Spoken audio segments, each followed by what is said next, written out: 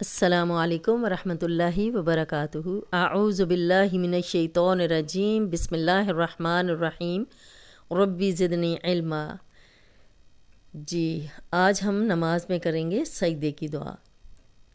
سبحان ربی الاعلی۔ صبح باپ ایک جزم ہے، یہ قلقلہ والا حرف ہے، قلقلہ والے 5 حروف ہیں، قوف تو با جیم دال۔ جب جب ان پہ جزم آئے گی ہلا کے پڑھے جائیں گے۔ ہا الف مدہ ہے، خالی الف پیچھے زبر، 2 حرکات لمبا کریں گے۔ ہا کی پریکٹس کریں گے، اس کو 2 آنکھوں والا ہا نہیں پڑھنا، سبحان ربی نہیں کہنا، سبحان ربی الاعلی اعلی، سبحان ربی الاعلی اعلی۔ یہاں ہم عین کی پریکٹس کریں گے، سبحان ربی الاعلی۔ تو جب ہم ایک سجدہ کر لیں گے تو اللہ اکبر کر کے جب اٹھیں گے تو اس کے 2 سجدوں کے درمیان کی جو دعا ہے وہ بھی ہم یاد کریں گے۔ 2 سجدوں کے درمیان کی دعا، اسے ہم یاد کرنے کی کوشش کریں گے۔ اللہم اغفر لی وارحمنی واجبرنی وارفعنی واہدنی وعافنی وارزقنی۔ اللہم، اب اللہ اور اللہم کا لام اس سے پیچھے زبر یا پیش ہو تو لام موٹا پڑا جاتا ہے، اس لام کو موٹا پڑھیں گے۔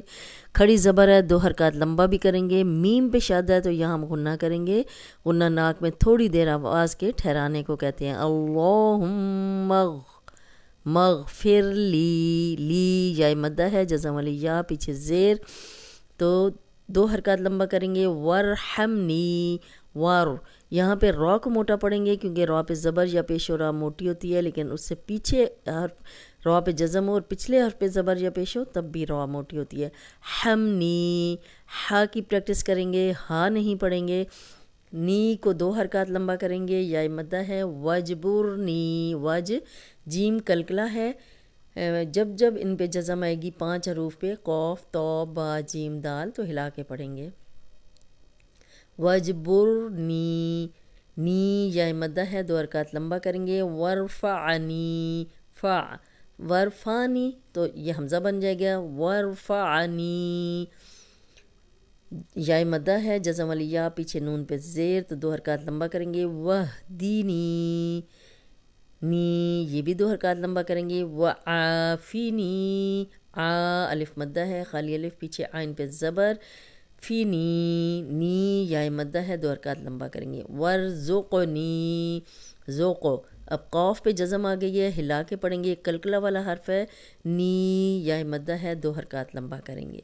اللہم اغفر لی وارحمنی واجبرنی وارفعنی واہدنی وعافنی وارزقنی۔